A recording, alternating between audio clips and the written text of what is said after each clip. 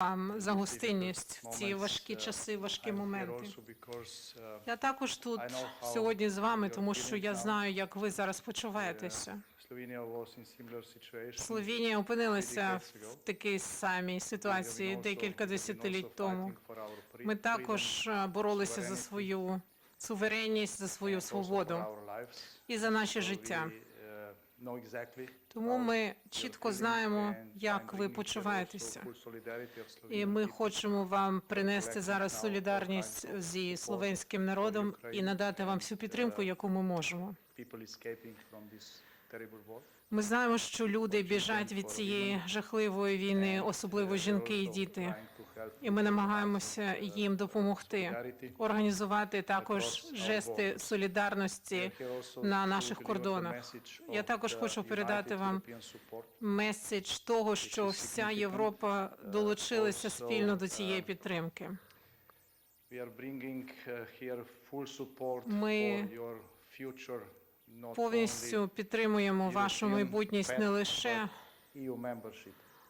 як країна-кандидатка до ЄС, а як повноцінний член ЄС. Якщо подивитися на всю Європу, ми не побачимо жодної іншої країни, яка настільки би боролася за європейські цінності, як це робить зараз Україна. Ми дуже вдячні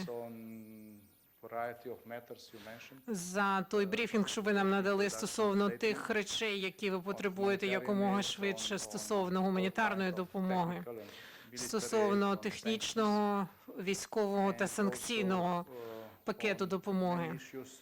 Також ми проговорили багато інших питань. І ми передамо всім своїм друзям те, що ми почули.